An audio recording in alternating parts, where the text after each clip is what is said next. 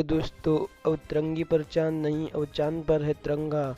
हाँ दोस्तों, आप सभी को तो पता ही होगा कि हमारा चंद्रयान 3 पहुंच गया है चंद्रमा पर। हालांकि विक्रम लैंडर के चांद की सतह पर उतरने के बाद रोवर प्रज्ञान को बाहर निकालने में थोड़ा समय लगा। ऐसा इसलिए हुआ दोस्तों, क्योंकि जब तक विक्रम लैंडर के टचडाउन से उड़ी धूल शांत नहीं हो जाती, चंद्रयान 3 के विक्रम लैंडर ने चंद्रमा के दक्षिणी ध्रुव और सफलतापूर्वक छू लिया है। लेकिन दोस्तों, पूरे देश में खुशी का माहौल है।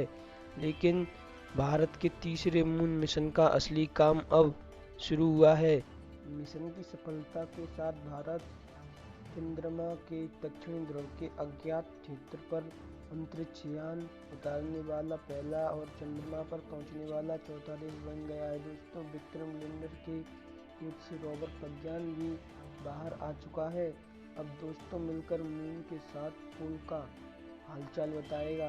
दरअसल विक्रम लैंडर की सफलता लैंडिंग के बाद अगला कदम रोवर प्रज्ञान को बाहर निकालना था। इसरो ने बताया है कि रोवर प्रज्ञान अब लैंडर से बाहर निकल आया है।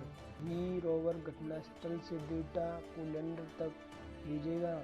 लैंडर से डाटा अंतरिक्ष एजेंसी इसरो के पास जाएगा। बाहर निकला प्रज्ञान चांद पर छोड़ेगा भारत के निशान। हालांकि विक्रम लैंडर के चांद की सतह पर उतरने के बाद रोवर प्रज्ञान को बाहर निकालने में थोड़ा समय लगेगा। दोस्तों, इसी बात पर चैनल को सब्सक्राइब जरूर करें। ऐसा इसलिए हुआ क्योंकि जब तक विक्रम लैंडर के टचडाउन से उड़ी धूल शांत नहीं हो जाती, तब तक रोवर को लॉन्च नहीं किया जा सकता। दरअसल चंद्रमा का गुरुत्वाकर्षण पृथ्वी के गुरुत्वाकर्षण से बेहद कम है। इसके कारण धूल उस तरह वापस नहीं जमती जिस तरह वह पृथ्वी पर जमती है। वैज्ञानिकों को चिंता थी कि अगर धूल शांत होने से पहले रोवर को बाहर निकाला गया तो दोस्तों इससे रोवर पर लगे कैमरे और अन्य संवेदनशील उपकरणों को नुकसान हो सकता है। लैंडर के चांद पर उतरने के करीब 2.5 घंटे बाद रोवर बाहर आया। इसके बाद ही चांद की जमीन पर प्रज्ञान की चहलकदमी शुरू हो गई। रोवर प्रज्ञान में 6 पहिए हैं।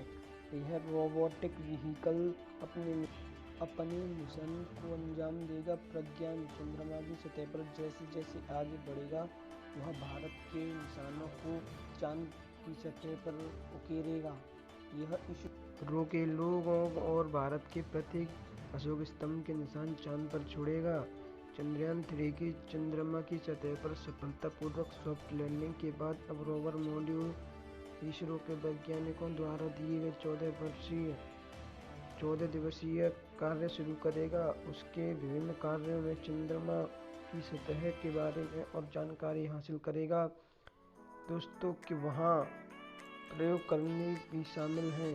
विक्रम लैंडर के चंद्रमा के दक्षिणी ध्रुव पर सॉफ्ट लैंडिंग कर अपना काम पूरा करने के बाद अब रोवर प्रज्ञान के चंद्रमा की सतह पर कई प्रयोग करने के लिए लैंडर मॉड्यूल से बाहर निकल आया है। भारतीय अंतरिक्ष अनुसंधान संगठन इसरो के अनुसार लैंडर और रोवर में 5 वैज्ञानिक उपक्रम पेलोड हैं, जिन्हें लैंडर मॉड्यूल के भीतर रखा गया है। इसरो ने कहा कि चंद्रमा की सतह पर वैज्ञानिक प्रयोग करने के लिए रोवर की तैनाती चंद्र अभियानों में नई ऊंचाई हासिल करेंगे। दोस्तों, आपको बता दें, लैंडर और रोवर दोनों का जीवन काल एक चंद्र दिवस है, जो पृथ्वी के 14 दिन के समान है। चंद्रयान 3 चंद्रमा के दक्षिणी ध्रुव के पास अपना रोवर को तैनात करेगा, जो चंद्रमा की मिट्टी और चट्टानों की संरचना के बारे में अधिक जानकारी देगा। चंद्रमा के दक्षिणी ध्रुव पर बर्फ और खनिजों का भंडार होने की उम्मीद है। प्रज्ञान रोवर का सरफेस थर्मोफिजिकल एक्सपेरिमेंट ध्रुवीय क्षेत्र के पास चंद्र सतह के तापीय गुणों का मापन करेगा। दोस्तों, चंद्र भूकंपीय गतिविधि उपकरण ILSA लैंडिंग स्थल के आसपास भूकंपीय को मापेगा और मून क्रस्ट और मेटेल संरचना का चित्रण करेगा। लैंडर पेलोड रेडियो एनाटॉमी और 26 किलो का प्रज्ञान। 4 साल में भारत के दूसरे प्रज्ञान में चंद्रमा पर अनगिनत सपनों को साकार करते हुए चंद्रयान 3 के 4 पैरों वाले लैंडर विक्रम ने अपने पेट में रखे 26 किलोग्राम के रोवर प्रज्ञान के साथ योजना के अनुसार चंद्रयान चंद्रमा के दक्षिणी ध्रुव क्षेत्र में सफलतापूर्वक सॉफ्ट लैंडिंग की। शाम 5:44 बजे लैंडर मॉड्यूल को चंद्र सतह की ओर नीचे लाने की शुरू की प्रक्रिया के दौरान इसरो वैज्ञानिकों ने कई कवायद को दहशत के 20 दिन के रूप में वर्णित किया। बेंगलुरु स्थित भारतीय अंतरिक्ष अनुसंधान संगठन इसरो के मिशन संचालन परिसर SOX में वैज्ञानिक खुशी के झूम उठे। नरेंद्र मोदी ने कहा कि भारत अब चांद पर है तथा यह सफलता पूरी मानवता की है।